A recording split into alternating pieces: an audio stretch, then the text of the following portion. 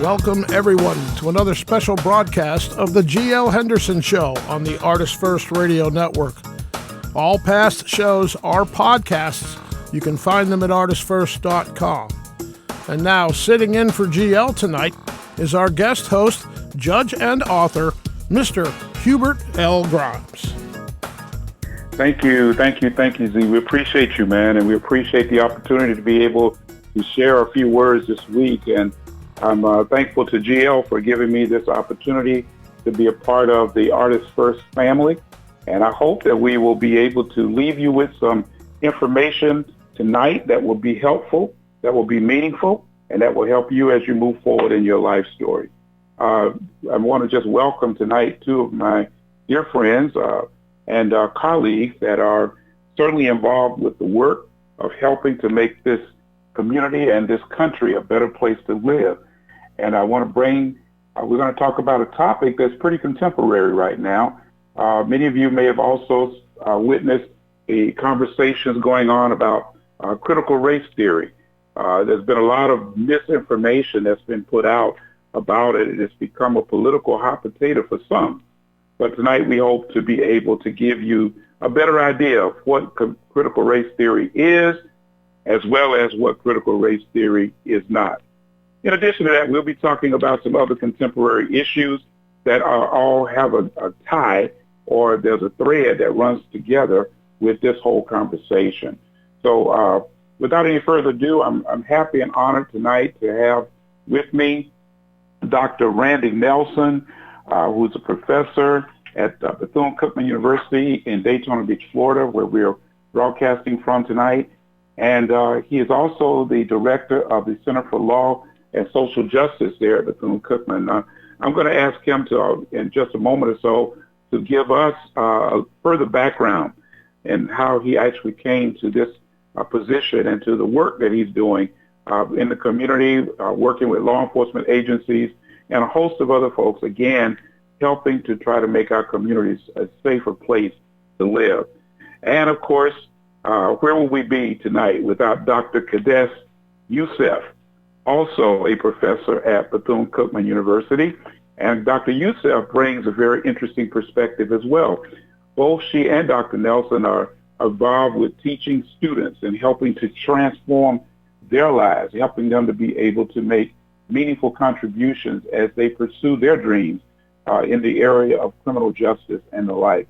And so we're excited to have both of them with us, but we're going to, before we get into our topic of discussion tonight, we want to actually have a little more detail. So I'm going to ask Dr. Yusef first, as we like to say, ladies first, and let her tell you a little bit about her background and how she's a part of this great team here tonight. Dr. Yusef. Thank you. Thank you, Judge Grimes. First, I want to say thank you for the opportunity. I'm humbled to be a part of this panel. As you mentioned, I am a professor of criminal justice at Bethune-Cookman University and the department chair of our undergraduate program. I also serve as the assistant director under Dr. Nelson for our Center for Law and Social Justice. I have been teaching in academia almost for 20 years at the collegiate level, criminal justice, sociology, and African American studies. I love what I do. I feel like I'm walking in my purpose and passion now. We are shaping the minds of the next generation of police officers and lawyers and those practitioners within juvenile justice. In terms of the work in the community, our Center for Law and Social Justice, and I'm sure Dr. Nelson will speak more to this, is heavily engaged in juvenile delinquency prevention programs at all levels, so elementary schools. We work in high schools as well, and we're just involved in community police engagement, strengthening relationships between police and community residents all throughout Florida and beyond. And so I'm just here to shed any light I have on critical race theory and the ways in which, we've been misinformed and how it's politicized and where can we go from here. So thank you for having me. All right. Well, it's such a pleasure to have you with us tonight. And I also want to point out that Dr. Yusef was recently featured, and I hope she doesn't get offended by me saying this, but she was recently featured in a photo exhibit here in the Daytona Beach area, and it was called Represent. And it was a powerful exhibit based upon the idea of how do we create positive images of our people, for young people in particular, to be motivated, to be encouraged. And I can dare say that not only is she an awesome intellect, but she's a beautiful young lady, and she displayed her God-given gifts quite well, as she was, just a very positive and powerful images that I hope will indeed accomplish that purpose of giving a new image to our community. So I want to just salute you for that, because that took a lot of time out of your schedule for that photo exhibit, and awesome job with that. So congratulations for that as well. Yeah. Thank you. And of course, I appreciate it. You are quite welcome, quite welcome. And Dr. Nelson, you hail from North Florida, so tell us about your background and how you got to this point in time. Absolutely. It's a pleasure to be here. Anytime we can have conversation and discourse that uplift people in general, but our people in particular, it's always good to have those conversations. But yeah, I'm just a country boy from rural North Florida. 12 of us on a double wide trailer on a dirt road. So I wear that with honor as a badge of God's blessing in terms of where you can go. But anyway, I started out at Florida A&M University on a basketball scholarship. When I got to school, I thought it was more of going to basketball practice and the set, and my dad said, that won't work. You have to go somewhere where you're going to get an education. So I ended up transferring to Eckerd College in St. Petersburg. Finished Eckerd, went to University of South Florida, where I received my master's in criminal justice administration, and on to Florida State University, where I received my PhD in criminology. And I graduated from FSU in 1997. A week after graduation, I didn't want to go teach. I created my own company, 21st Century Research and Evaluation, and was just fortunate enough that Department of Juvenile Justice, Department of Education in Florida, contract with me to go around training, evaluating prevention programs, working with educational systems in order to improve the educational opportunities and access for black males in particular. So this work has just been just a blessing and a labor of love, just uplifting, going from one end of Florida to the other, working with various communities on engaging young black males in particular. In 2014, Bethune Cookman. Yes, can you hear me? Yes, we can. If you just keep talking a little louder. Okay. Yes. Yeah. In 2014, I was approached by the provost at the time, Makola Abdullah, who was at Bethune Cookman University, about coming there. They had started a master's program in criminal justice. And, when I graduated, it was never for me just to go and teach. Going and working in the community, using my education to advance through government policy, systems, evaluation. That was my end game. But now that I'm at the twilight years of my career, I wanted to look for opportunities to advance other folk of color in particular in terms of expanding the criminal justice degree. It wasn't just a degree that you get because you didn't have to do much math at the undergraduate level. So I wanted to, Bethune Cookman allowed me an opportunity to go there and motivate, guide, and assist young students to go on and get their master's and PhD. So we started a program there with the University of South Florida, where I got my master's, that they would partner with Bethune Cookman University, and we would send students there to get their PhDs, and then they would come back to Bethune and teach for 3 years. And we have our first scholar who should be finishing up next year, if not this year, to return to Bethune Cookman University. So my path through private sector to coming to Bethune Cookman University, and probably the best opportunity that was given to me by you, Judge Grimes, to be the director of the Center for Law and Social Justice after you became interim president at the university. He was like, hey, this is your work, run with it. I've created it. And that's been a blessing. And the work that we've been able to do not only with law enforcement, but with the Department of Juvenile Justice, Department of Education, Annie E. Casey Foundation, all have invested in our work and the work of the center to move forward the conversation about improving the plight, the situations and conditions of communities of color throughout Florida, and young men and women. So that's been a blessing, and this work has been a blessing. So this social justice space and place is something that we not only are doing, but we lived it. It's a part of our life. So I'm just honored to be a part of this conversation and look forward to the discussion. Well, you know, I want to you hit on a couple things in addition to our primary topic for tonight that I want to get your comment on.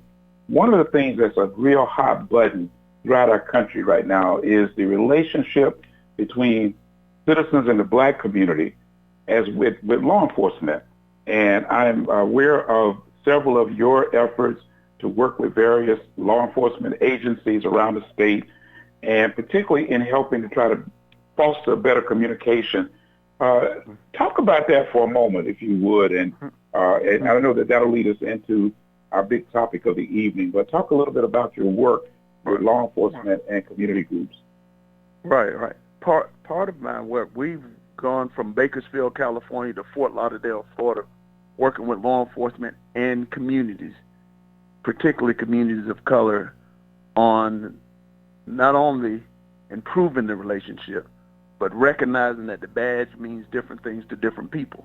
I'm here in Jacksonville now, and for the last 4 years, we've been working in Jacksonville for a whole week of training Jacksonville law enforcement professionals, black, white, green, or yellow, training them on the fact that the badge means different things to different people. If you were to ask my mom about law enforcement, to this day, if someone were to get behind my mom in Wakulla County while she's driving, she'll pull over and let them go by. Or if they were to stop her, she would pull over and call me, baby, is this a friend? Is this a good one? Because she remembers in the 60s when in Tallahassee, Florida, where there were peaceful protests right there in and around Tallahassee. You had FAMU students and other locals that were peacefully protesting. It was people with guns and badges that were hosing them down, having dogs. All of that is a part of that history.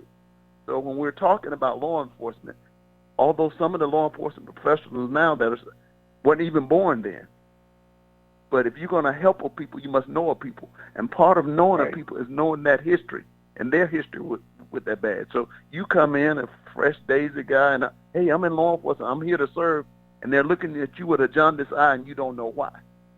Part of that conversation about knowing the history, because you can't help a people without knowing a people. And policing isn't something you do to a community, it's something you do with a community. And in order to do that you have to have not only a solid foundation of what law enforcement is, but what it isn't and what it was. So that's a good part of this conversation. You know, and that message needs to be carried all across this country. I know you as one individual can't solve all of our problems, but if there could be a movement that could create greater communication between law enforcement and our communities, then particularly communities of color, should I say, then hopefully that will address some of the underlying racism that we all have to battle with every day. Well, that's a great segue into our topic for tonight. We're talking about critical race theory. And I'm going to ask if Dr. Yusef will lead us, will open the door for us and talk to us a little bit about the concept. What exactly, my dear friend, is critical race theory? Well, critical race theory is an academic perspective or theory that examines the ways in which law and policy is influenced by race and racism. The major premise is that race is a social construction. So we know that according to the Human Genome Project, that humans are 99.9% made up. We share this. That's okay. We share the same biological composition, and so there are a few differences between us that are associated with race in any way. Beginning in the 1960s and 70s, Derek Bell, Kimberly Crenshaw, Richard Delgado, and other legal scholars, growing frustrated with the lack of progress of the stalling in the gains of the civil rights movement, the shift in focusing on racism as like individual level harms, one-on-one harms, developed this theory to examine the ways in which race and racism operated on an institutional level. And for the most part, it is an academic theory that's taught in law school classrooms and maybe college classrooms. It's not taught in K through 12 education, probably in any state in the country. But it's something that has continued the tradition of scholars before them, such as Ida B. Wells and W.E.B. Du Bois and others, who've really looked at the ways in which race, racism, skin tone, et cetera, have operated to create different structures of opportunity and injustice, depending on what you look like in this country. And so, it became recently more popularized, I think, from Donald Trump's Constitution speech, where he really was trying to attack the 1619 Project. And then from there, it just kind of grew legs and it expanded into, everything else. But I just want to speak to what Dr. Nelson said about policing and how people perceive policing and how critical race theory kind of ties those ideas, if I can, for a second. Sure. The 1619 Project in origin talks about, the first, the transportation of enslaved Africans into the Americas, and the ways in which those systems were maintained were through structures of policing.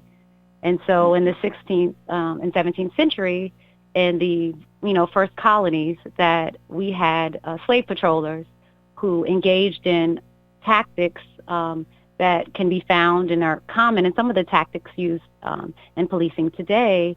And you think about mounted patrol and the use of bloodhounds or dogs, and some of it combined slave patrollers and kind of bounty hunters, but it created a system of policing in which whites were charged with the policing of enslaved Africans. And so from its very, in its earliest origins, policing was a structure to maintain the dominance of white supremacy at the hands of or at the expense of those who were not white. And so critical race theory, when we're talking about, for example, just looking at policing in this country, it's a theory that's going to be used to explain the development of policing and laws in this perspective, rather than focusing on, for example, the way that I learned about policing in my graduate and undergraduate programs, where you first start talking about the Sir Robert Peel and the principles of policing and the Metropolitan Police Act, and, a form of policing that really was more characteristic of the North, that was still based on the protection of white males' property, but not in a way that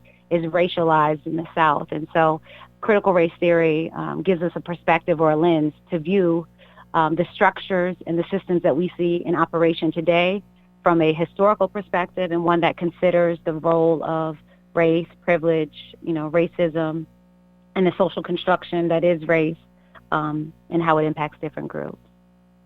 What I find to be always interesting, and having been in law school during the time when Professor Bell and some of the others began talking about this conversation, this is in the late 70s, I always found it interesting, because when I've seen people who get up and they start talking about their anti-critical race theory, and most of them never understood what it is anyway.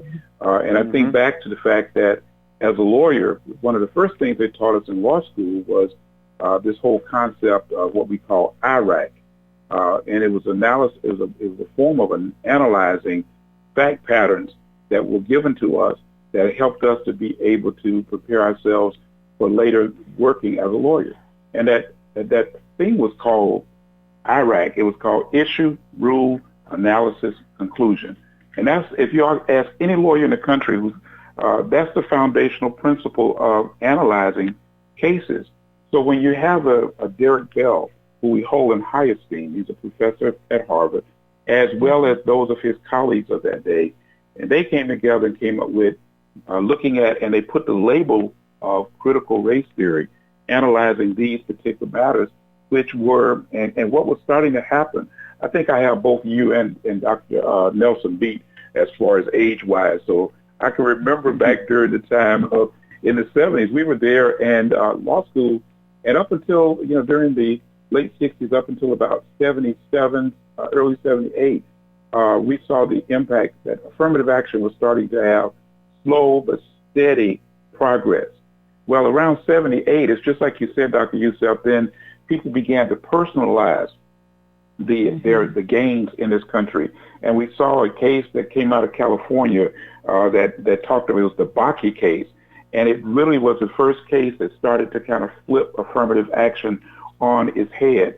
And it was during that time period that Professor Bell and his team began to say, well, why is it that we're seeing these things? Why is it that progress is slowing down? Why is it that we're starting to see the resistance to what we thought was necessary progress in this country for race relations and for even trying to help make up the gap that existed in amongst the races? But there are those now, 40 years later, rarely did you ever hear of critical race theory.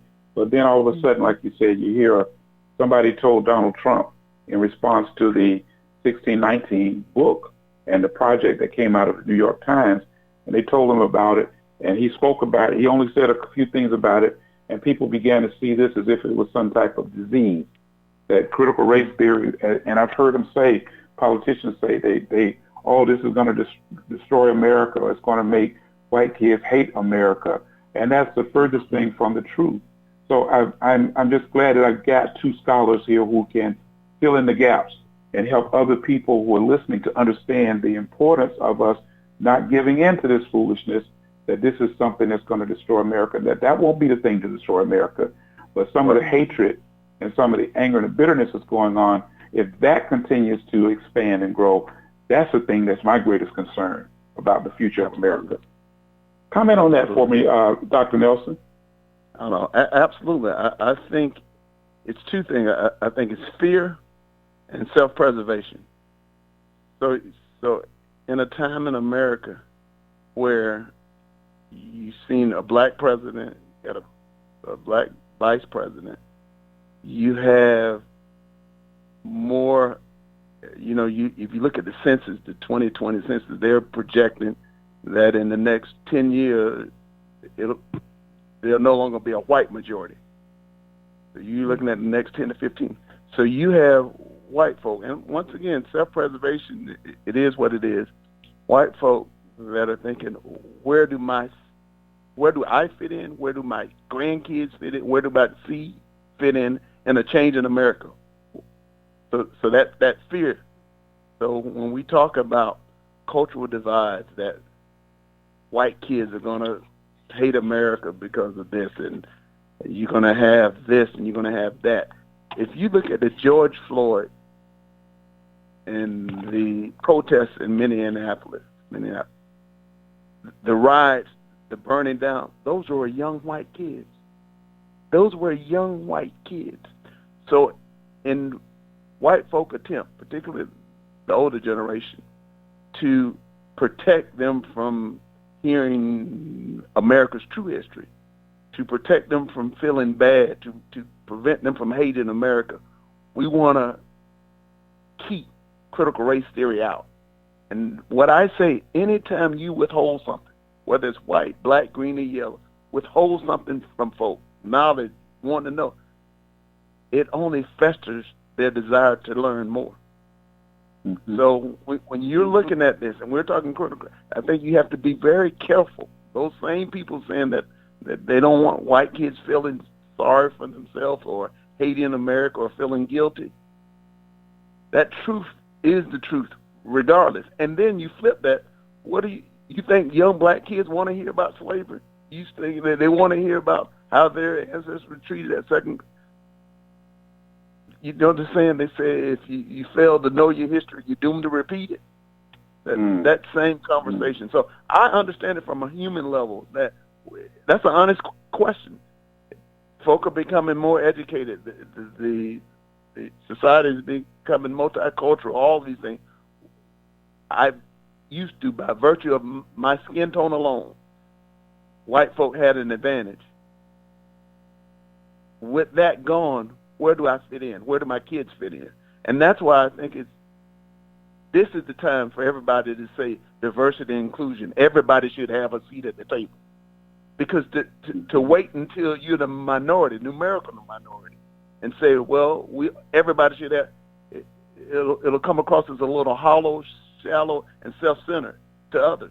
But this is the time that we all proclaim that you work hard, you play by the rules, everybody should have the same opportunities. This is the time. Amen. Amen. You know, one of the things that pops up in my spirit as you talk about that is those who feel like they're fearful of losing their majority. But I thought about this in the context of many countries. They have to work together and create coalitions in order to get things done. And instead of us, there are those who, like you say, they've been so secure in their knowledge of being the majority that they never had a need to invite anybody else to the table. And yet now we recognize that as you're starting to see blacks rise to various levels, both in government as well as corporate America and the like, they feel threatened. And this is not the time to feel threatened, because we build a stronger America when everybody gets a chance to use their God-given talents to the fullest. And yet there are those who don't want to do that because they, again, are afraid that they're not able to compete if given a level playing field. Absolutely. Dr. Yusef, you mentioned earlier that, of course, this whole concept of critical race theory is not taught in high schools or from grades 1 to 12. And in fact, very seldom it wasn't even taught in college until this whole, I want to call it, uproar has taken place. So now you got people, like Dr. Elson said, asking, well, what does it mean? Are you seeing any of those kinds of conversations amongst your students, any kind of interest in terms of wanting to better understand what this means and how it ties into the bigger picture? Definitely. I think you're right that even in collegiate education, it depends on the subject. So if I'm just teaching criminal justice and it's not a race and justice class, then the theory doesn't really come up too often. But when I was teaching in African American studies, it's very much a part of, or any type of cultural studies, is part of the discussion and analyzing and assessing society.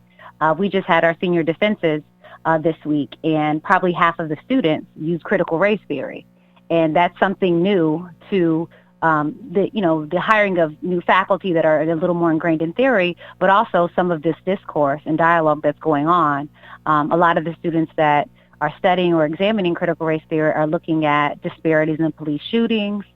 They might be looking at, disproportionate minority contact in the juvenile justice system. And so I do think that there are a lot of students, different than semesters past, come into some of the classes asking questions about, well, I heard this, our governors, particularly in Florida, because Governor DeSantis has been so vocal in his resistance to critical race theory. Some students come in asking, like, so what is it? And I don't quite understand. Most of these students have had some experience with, whether it's, profiling just in stores, or feeling like in educational spaces, or in encounters with police or others, that that society hasn't necessarily been equitable in the distribution of resources and opportunities. But having a framework to assess some of these things is new to them. And so I do think that a lot of the discussion, particularly in Florida, has kind of piqued some interest in our students to understand critical race theory a little bit more. And its offshoots, so whiteness theory, intersectionality in particular. Kimberly Crenshaw, who was one of the original architects of critical race, has kind of expanded that idea to look at the ways in which our varying personalities and identities impact how laws and policies impact us. So being a woman, being whatever your religious affiliation is, whatever your sexual orientation is, your social class, etc., gender identification, that these different labels interact in a way that influences how we engage with law and policy. And so I think that definitely there's more interest at the university level. And I do think that those in higher ed almost feel a greater obligation to cover critical race theory now, because there is so much pushback and resistance. And there's just, this expands. We haven't really spoke to this yet, but people are using critical race theory as a a way or opportunity to attack any cultural studies. So this is not just about whether we're, exploring the ways in which racism or systemic racism impacts our policies. This is looking at, not talking about the Trail of Tears or changing, the narrative around why the Civil War was fought, or looking at, the Chinese Exclusion Act, but just removing parts of the history that is not does not put certain people in a favorable light. And so it's beyond just critical race theory. A lot of like the banning of the books and attacking different things really just has to do with trying to recenter, and it speaks to what Dr. Nelson said about the census and white fear and self-preservation, but trying to recenter the white narrative. Because in this country, in part, critical race theory very much talks about the centering of the white narrative and the marginalizing of other voices, but white folks in earnest are not used to not having their perspectives centered and having to consider and being forced to consider the plights and perspectives of others. And so George Floyd really did bring this conscience to a head. And just like with the civil rights movement and the backlash with affirmative action in those cases, the summer of 2020 and that movement towards social justice and racial reckoning and trying to really explore the ways in which our society maintains institutions and structures of racism, that the backlash was, this attack on the 1619, Nicole Hannah-Jones and the 1619 Project, but also just any ideas about cultural appreciation. So this is, this was just the lighting fuel on the fire to the earlier attacks on multiculturalism and the banning of certain books. It's just kind of created a new space for people to, be enraged and question, what quote unquote their students are learning or their kids are learning in schools. Well, one thing about it is that they may be able to limit what kids learn in, I would say, in kindergarten, elementary, and middle and high schools. But when it comes down to college, you've got people whose minds are open and they're hungry. And one of the things that you just stated that brought to mind when you started talking about the impact of Black women, you mentioned Ida B. Wells a little bit earlier, and you mentioned her in passing, but it triggered a thought that a couple weeks ago we had another thing that happened that was that she had begun this whole process or movement well over 100 years ago, and it took 100 years and over 200 different efforts, 200 bills trying to get through Congress in order to finally pass a federal anti-lynching bill. And it just passed a couple weeks ago, and it is designed, you would think that ought to have been a no-brainer, but there were people who fought against this, and having never, ever, most of them having never, ever seen the impact of a lynching or never having even witnessed it, whether it's by reading about it, or even some of them, unfortunately, their parents or grandparents were the people that showed up at the so-called lynching party that they used to do. Yeah. And so here we are, that effort at trying to rewrite the history, make it more salable, make it a cleaner version that seeks to try to deny the truth about America, is something that no matter how much they try to push back, what I believe it was, one of our authors said, the truth pressed against the earth will rise again. And so you gotta, it's going to happen. And I would actually say that as you're sharing with us that this whole concept is, and even with the whole George Floyd piece, it's really just stirring people up to want to know more. So what the devil intended for bad, God is turning around and using it for good to make people become more hungry for knowledge and desiring to want to know. So how's been your experience with that, Dr. Nelson, and the students? And I know you're not teaching primarily at the moment. You're doing a lot of work with law enforcement and other people in the community. How has this whole, I would say, the George Floyd era coming forward? And do y'all remember, before I give that to you, you remember his little daughter, who couldn't have been any more than 6 years old, and after his death, she said, "My dad is changing the world. He's changing the world." So what has been your experience in seeing how all these things are starting to have come together, Dr. Nelson? The same way. I think George Floyd shined a light more so for white folk than black folk. Black folk have been saying that police are different, that we're treated different. But I think what it did for a lot of white folk, that this played out on national television for all the world to see, that in a time where folk, you'll have some white folks say, well, they're just playing the race card. Everything's about race. Everything's about race. And George Floyd flipped that. Like, damn, so maybe that does happen. So, and the thing about George Floyd, it wasn't just here in America. You had people across the world protesting. So if you look at some of the studies and the national surveys now, it'll show that half of all Americans believe that law enforcement treat black folk and white folk differently. That's a lot of white folks saying that. When you say half of all Americans, and the truth of the matter, a very, very, very, very small percentage of folk, Americans, actually have contact with law enforcement. It's still disproportionately higher among blacks, but very few actually have contact. And for all Americans to believe that is exactly what it is. Folk beginning to say and see that, damn, maybe there is something to that. George Floyd did that. His baby girl was right. He changed the world because America saw police. Now, the flip side of that is, whereas law enforcement had the benefit of the doubt, it took that benefit of the doubt. Now here at Bethune Cookman, it's harder. I won't say Bethune because I think we're putting more students in the law enforcement now because we're saying that this is it. This is the fight.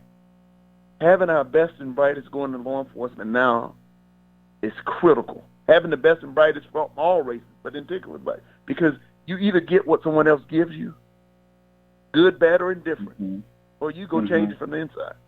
So the Tampa Bay Rays just gave us $25,000 for a student, pay for a student to come in, get his graduate degree. He was born and raised in St. Petersburg. Go back, St. Petersburg. After he graduates, go back there 2 or 3 years and serve as a law enforcement professional. And for us, it's not a matter of training them to be police officers. We want them to be the chief, the sheriff, to lead those organizations, the critical thinking, the leadership, all of those skills that are needed and necessary to go in and change a culture and an institution. That's what it's about for us. And that's what it has to be about. It's the institution itself. Yes, it has to. It's interesting you say that because I've got a nephew who's in law enforcement, and he's already got his master's degree, and he's working on his doctorate. And I've been pushing him with the idea to say, no, don't stop just being an officer. Go ahead and get to the top, because that's where you can make changes in how people are treated the higher up you go in the ranks. And so it's that kind of message that and I think that unfortunately there are some people that are fearful of seeing our people of our skin color rise to the top. The fight that took place a couple of weeks ago with the Supreme Court nomination and confirmation hearings with Judge, now Justice appointee Ketanji Brown Jackson. I'm so happy to call her Justice Ketanji Brown Jackson.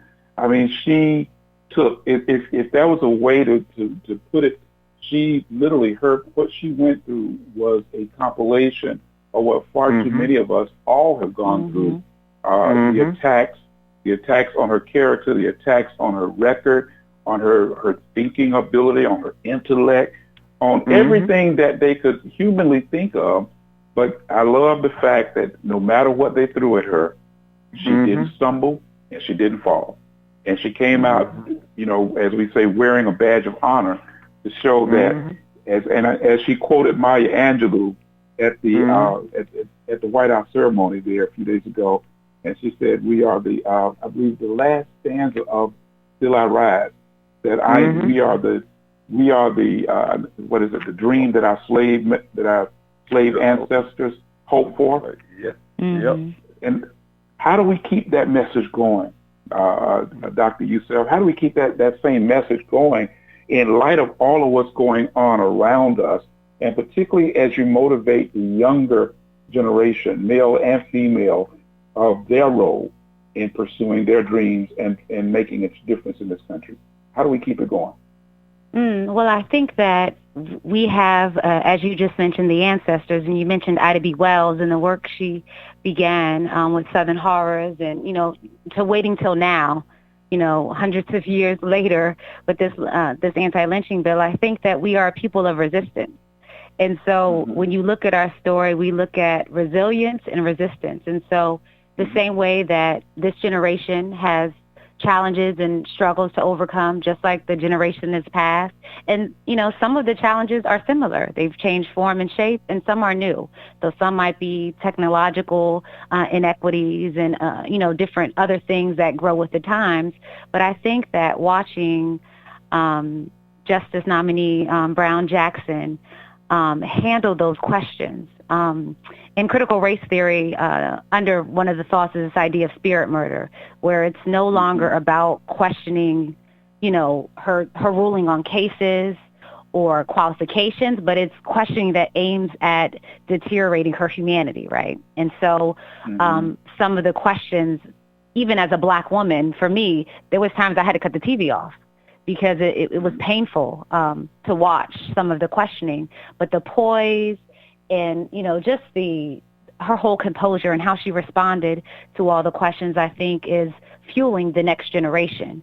The same way that the election of President Obama gave hope and light, and First Lady Michelle Obama, of course, gave light to future generations. My kids are 16, 14, and 12, and for a minute, they only knew a Black president.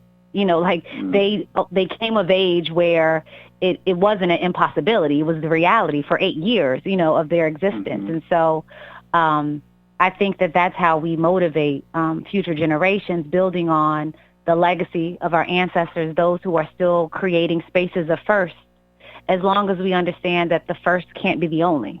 Like we can't get to where we are and, don't turn around or, just celebrate in that achievement and not continue to build a legacy for others to fall to come up in our path. And so I think that that's how we continue to prepare the next generation. Dr. Nelson mentioned that in our program, we're extremely intentional.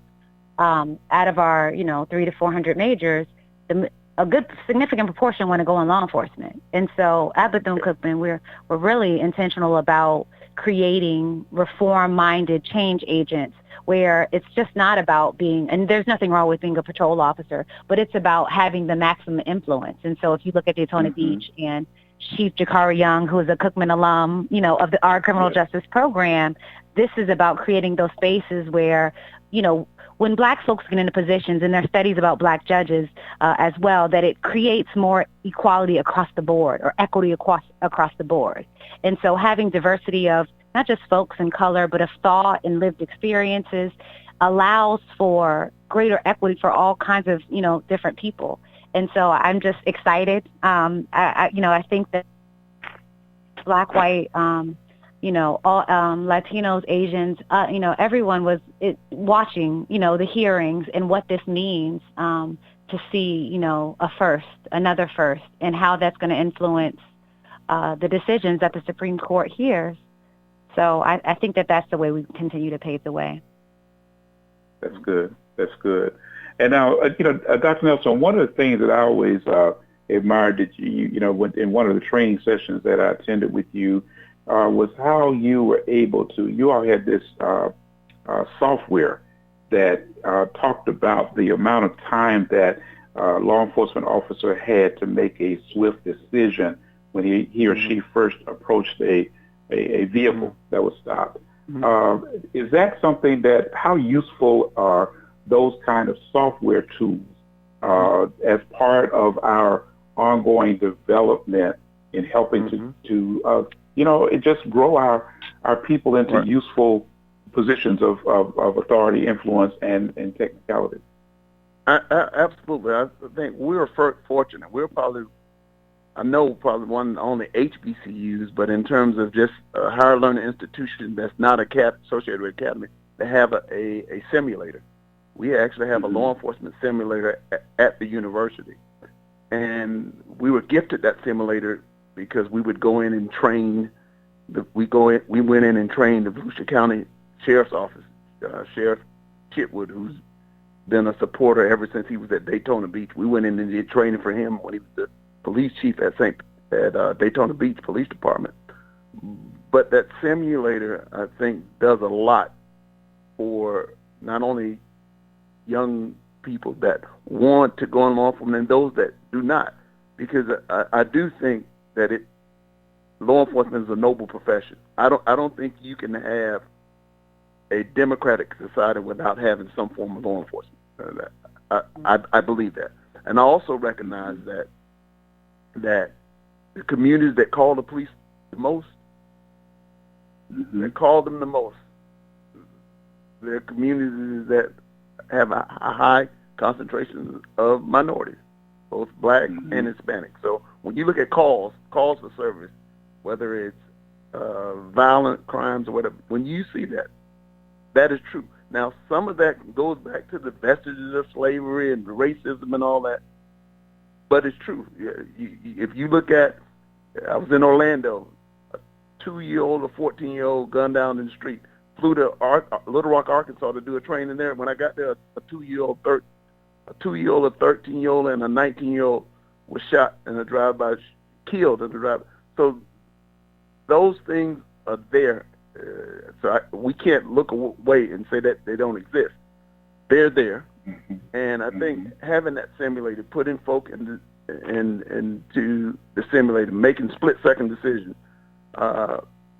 recognizing that you're shooting, even with the simulator, that black males in particular, you're more likely to make a mistake in terms of shooting someone that's unarmed, someone that they're more likely to be shot than any other race.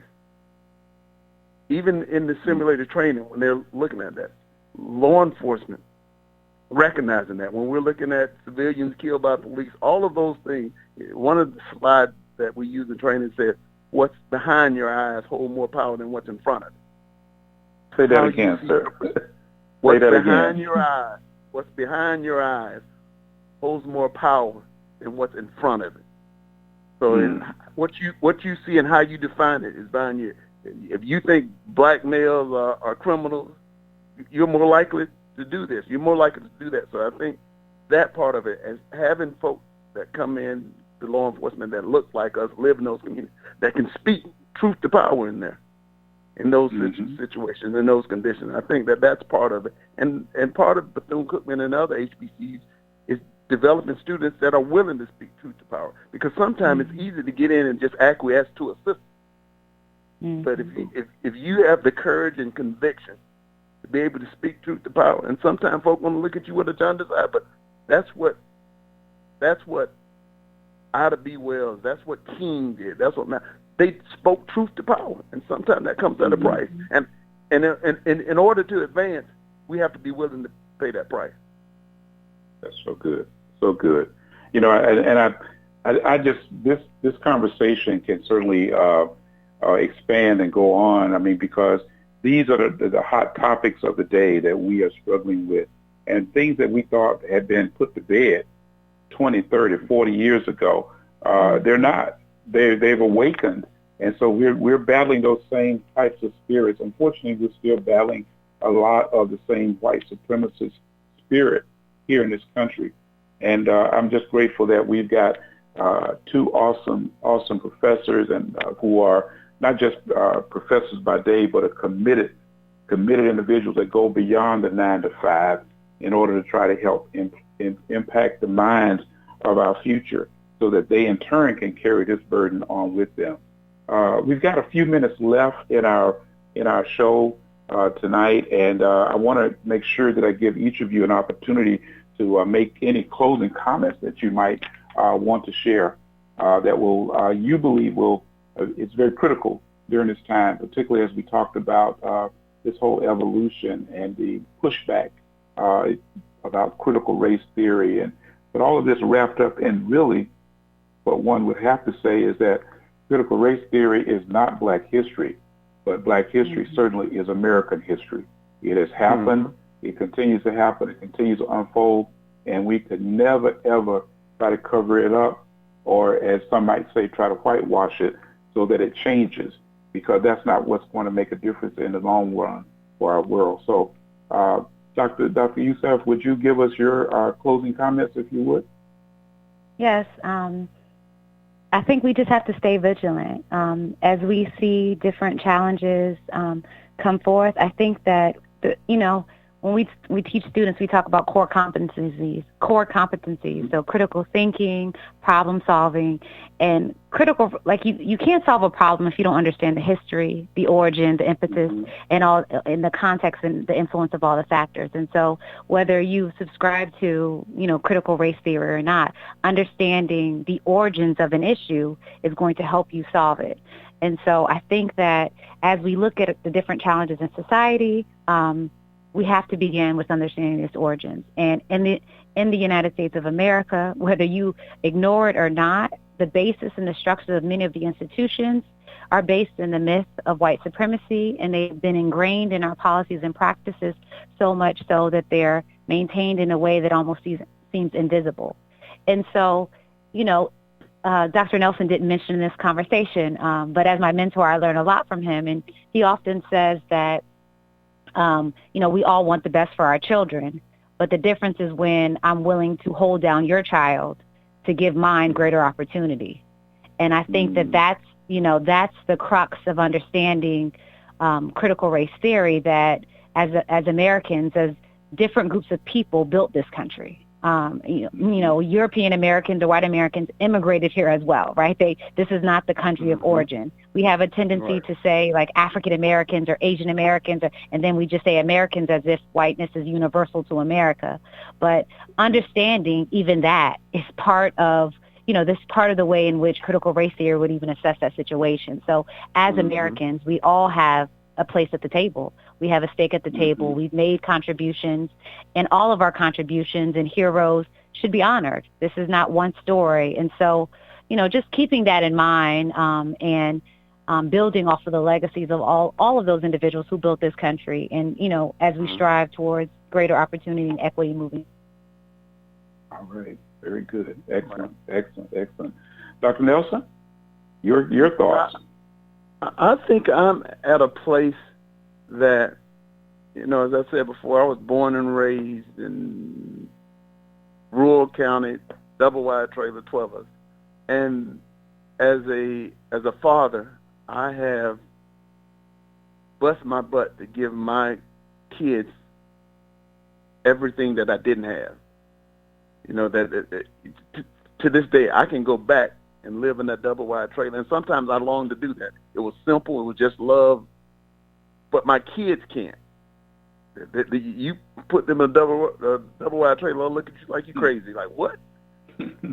what I think that we've done, myself included, is that in my attempt to give my kids everything that I didn't have, there were some lessons I learned along the way. There were some falls, some stumbles that I encountered along the way. And those things made me stronger. So since my kids didn't, and I prevented them, our younger generation don't know how to take the fight. They'll say, well, the police at my school, my school resources, I don't say much to them because, they don't look welcome. I don't say that. It's like, that's your school. You have every right. You demand respect. You do this. You go up and engage. And a lot of them, I think, it's just that fight. And when they encounter something, when they encounter a fight, they're the resilience that Dr. Yusef talked about, the looking a man in the face, say, I'm a man, and that's what I am. You're going to treat that part of it. My sons don't have, and a lot of young folk that I'm seeing in university don't have, and some of it is on us in our attempt to make the way clear in the path. Sometimes I think you have to learn some lessons to build your muscles to be able to fight, and that's what's sitting with me now. So from whatever time I have left on this life is building soldiers that are willing to fight and know why and how to fight. And the fight is not necessarily picking up a weapon to fight. It's particularly picking up weapons to fight each other, as unfortunately we see far too often but it is be able to have that fight. What did you say earlier? Your phrase about what's behind your eyes is more powerful than what's in front. Absolutely. And that's we another can continue story. That. Yeah, that's another. We got to do another show about about us in terms of, like I said, the reality of the fact that my sons are more likely to be killed by someone who look like them than a police officer. Mm. That's a whole nother show, but that's a conversation too. Mm. And that's the work that continues. Unfortunately, I mean, it's almost like every day, every week, we hear too many of these types of shootings and killings. And unfortunately, it's, like you say, it's far too many times it's black on black crime. And we've got to be the ones to help turn that around. Our people, the ones who are, quote unquote, viewed as victims, have got to be the ones to turn it around. I want to thank both of you tonight for taking the time out of your busy schedules to share your insights with our radio community so that we may have a better understanding of why this thing that they turned it into a boogeyman of saying critical race theory was, something that was ugly and something that was evil. And all it is really analyzing the facts of history, analyzing what's going on in the world around us, and then coming up with what are some of the strategies that we can use to help overcome that. One that I got to emphasize as I close out my comments for tonight is get registered and vote. Get registered and vote. That's how we're going to get rid of some of those who are not advocating for you, but are advocating against you. And of course, that's going to be the difference. So this is Hubert Grimes, Judge Grimes. I'm signing off here tonight, here on Artists First Radio. Want to shout out to GL Henderson for giving me this opportunity to be able to share with you the comments that you've heard here tonight. All stem from great educated minds of Dr. Randy Nelson and Dr. Kideste Yusef. I'm your host, Judge Hubert Grimes. We'll look forward to being with you again on the next GL Henderson Show. God bless you all.